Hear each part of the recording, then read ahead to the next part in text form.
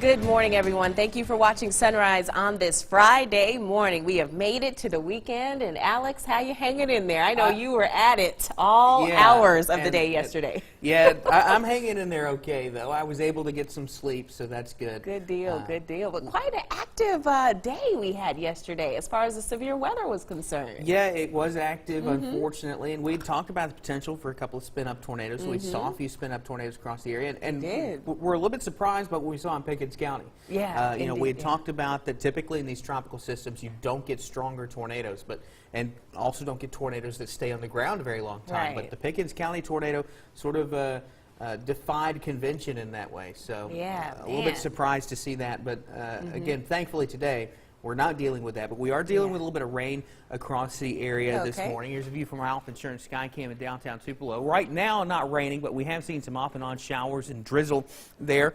Also been a little bit breezy at times. Looks like the winds died down in Tupelo for the moment. But if you look back down towards the Fair Park, you see those flags right there, the trees lining the roadway. Again, we've seen those whipping around a little bit at times. Harvey, or what's left of it now, really a post-tropical system at this point, moving off to the north and northeast away from the area. The center of the system now moving into northwest Alabama and southern Tennessee. We're seeing some of the wraparound moisture in our neck of the woods, though. That's giving us some drizzle, some light showers across the area. Most of that's been north of Highway 82 so far this morning, but again, not going to rule out a little bit of drizzle or showers as we go through your AM commute. Temperatures in the upper 60s this morning, and a bit breezy as well at times with those winds out of the west and northwest this morning. Some spots still seeing some winds in the 10 to 20 miles an hour range. As we go through the rest of the morning and the afternoon, we'll start to see those winds die down at least a little bit. I'll have details on your forecast as we get into Labor Day weekend coming up in just a few more minutes. Renee?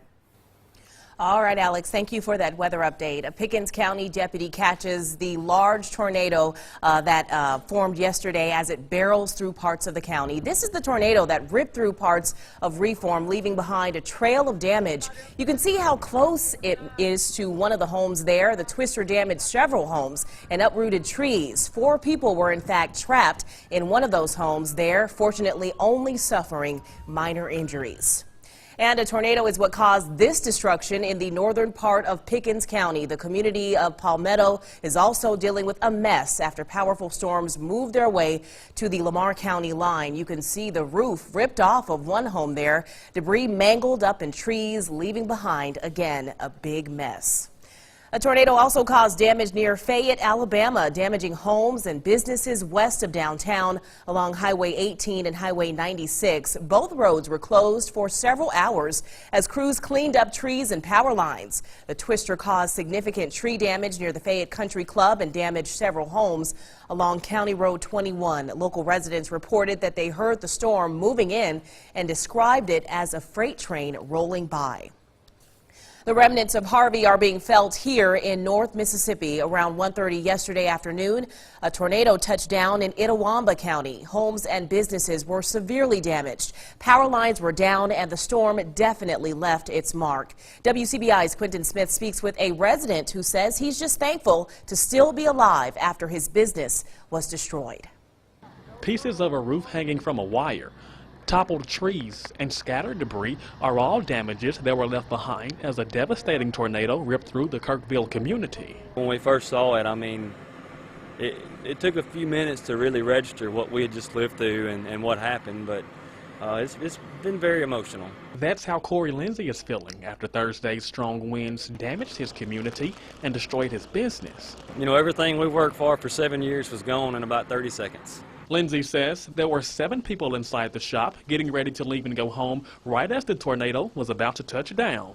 We was all trying to get everything gathered up to get out, and I just happened to walk outside and look back behind the shop, and the tornado was right there. I saw it coming. He quickly ran back inside and told everyone to take cover. I had my 7-month-old daughter, and we had a 6-year-old little girl in there with us too, my stepdaughter Juliet, and it was my main concern was their safety. We came in here in this bathroom, and this is where I came in here with my 2 daughters, and I had a hold of them, and my little 7-month-year-old was crying, and then Corey and his mama and his other 2 employees, we all came in here in this bathroom and shut the door, and within just a few seconds, we heard all the rumbling and all the noise of the tornado, and we come out to this. But even though the storm came and destroyed everything in its path, there were no injuries reported.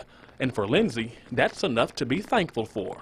Everything that you see here can be replaced. You can't replace people. And that was our Quentin Smith bringing us that report. Lindsay says even though the storm damaged his business, he has plans to rebuild his shop as quickly as he can. And after storms rolled through yesterday afternoon, gusty winds between 30 to 40 miles per hour associated with the remnants of Tropical Storm Harvey blew through the area. They caused some minor damage to trees, including to this one, which fell overnight, blocking Military Road near the Columbus Lowndes Public Library. Numerous trees were also reported down across Atala and Grenada counties. New this morning, a possible armed robbery at a gas station in Columbus. At around 1:15 this morning, Columbus police responded to the Sprint Mart at the intersection of Highway 69 and Yorkville Road East. The suspect was seen running and is described as a black male wearing a black face mask. Police were searching behind the building with flashlights and interviewing witnesses on the scene. We will have more information as it becomes available. Columbus police are looking for 3 people who robbed a man inside the Walmart around 9 o'clock Wednesday night.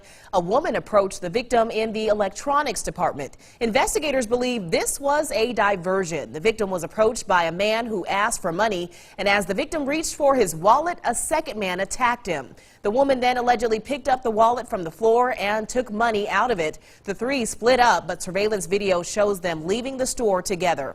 Police are asking anyone with information on this case, particularly 2 people who may have seen the alleged crime, to call Columbus Police or Golden Triangle Crime Stoppers. And staying in Columbus, a string of car burglaries has police searching for who's responsible this morning. Police say early Thursday they responded to 7 calls of car burglaries at 2 different locations. Police say 5 vehicles at the Candlewood Apartments and 2 at Embassy Court Apartments had either busted windows or were forced open to steal various items. If you know anything about these crimes, call Golden Triangle Crime Stoppers. Well, coming up on Sunrise, Jory Talley talks with local dispatchers about how false or non-urgent calls can cause problems. And next, a Georgia officer is under hot water this morning following racist comments during a traffic stop. More Sunrise after the break.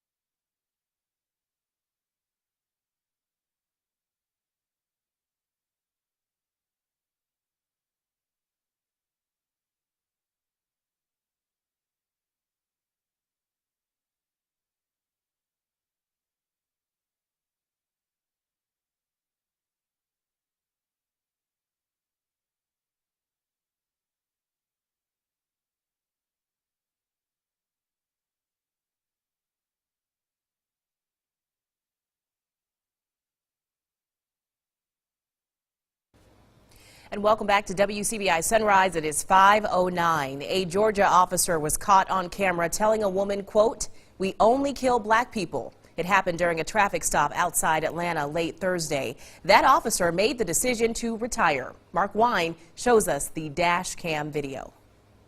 If you're thinking that I'm walking up here to make an excuse today about the comments that was heard on the video, you're wrong. Use your phone. It's in your lap right there. I just don't want to put my hands down. I'm really sorry. You just really wrong. No. I've just seen way too many videos of problems. But you're not black. Remember, we only kill black people. Yeah, we only kill black people, right? All the videos you've seen, have you seen any white people get killed? You have. I don't know what's in his heart, but I certainly know what came out of his mouth. And it's inexcusable, and we have to take appropriate action. The recommendation is to terminate his employment from the Cobb County Police Department. Words from Cobb County leaders. But if there's any silver lining, it's been the apt response of our leadership here in Cobb County. After words on what's been identified as video from a Cobb Police dashboard camera. This badge and this uniform should mean that there's justice and fairness for all. Chief Mike Register previously indicated Lieutenant Greg Abbott was speaking on the video. In the climate that we're in right now, we have no place for any type of statements like that. Attorney Suri Chata Jimenez says the video is from a July 2016 DUI stop, and he represented the driver, though the comments were directed at a female passenger. I felt that she was being honest about having concerns. Register was not Cobb chief in July 2016. We have hope here in Cobb that we have a chief and leadership that is serious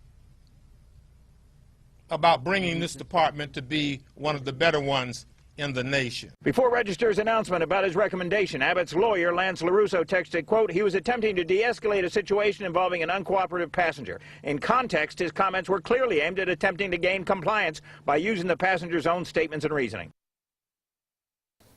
And again, that was Mark Wine bringing us that report. Next on Sunrise, Alex Puckett has a full look at your game day forecast, that is. And Roxana Saberi has the latest consumer news in today's CBS Money Watch report. You're watching Sunrise.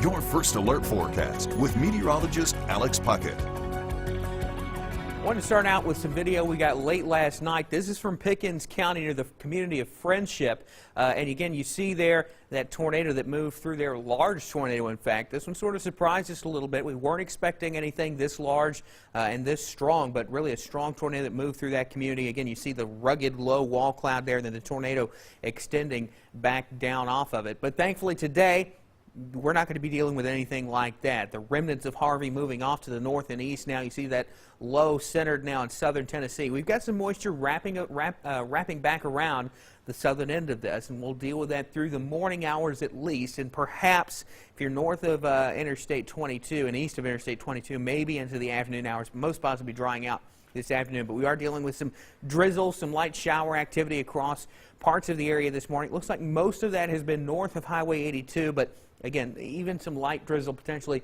into the southern portions of the viewing area this morning as well. Temperatures in the upper 60s this morning to kick things off. A little bit breezy in spots. Most spots between, it looks about 6 miles an hour.